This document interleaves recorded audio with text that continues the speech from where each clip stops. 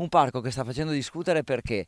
Perché in realtà l'amministrazione lo vuole un po' dividere e creare un'area cani che c'è a pochissima distanza, fra poco ve la mostriamo anche, già si intravede, eccola lì, come vedete insomma saranno una trentina di metri e quindi i residenti non riescono davvero a capire che necessità ci sia. Ieri sono venute le ruspe qui per cominciare i lavori. Sì, hanno iniziato l'altro ieri che ho visto e io sono un genitore del quartiere che i miei figli vanno a scuola a Girotondo qua, ho 3 bambini, tra cui uno che gioca anche a calcio e questo parco è uno spazio di sfogo dopo la scuola in cui giochiamo, corriamo con la bici e tutto e anche noi siamo stati sorpresi di vedere che hanno iniziato il lavoro e hanno chiuso tutto. Veramente un fulmine a ciel sereno, mi pare di capire. Abbastanza, perché guardi, l'unica cosa che non capisco, perché e io sono un proprietario di cani, adoro i cani, c'è la possibilità, abbiamo un sacco di argini qua vicino da poter fare le passeggiate che io faccio 4 volte al giorno, quindi non è che ce l'abbiamo con i cani, che non venga messo in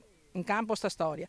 L'unica cosa che come andare a favore dei cani perché qualcuno, e non tanti, da quello che mi hanno detto una ventina di firme, hanno protestato per togliere dello spazio ai bambini. Le ruspe ieri i cittadini hanno bloccato le ruspe, il camion, tutta l'attrezzatura perché se entrava quel camion lì pieno di attrezzatura avrebbero cominciato a fare i lavori e non potevamo più fermarli.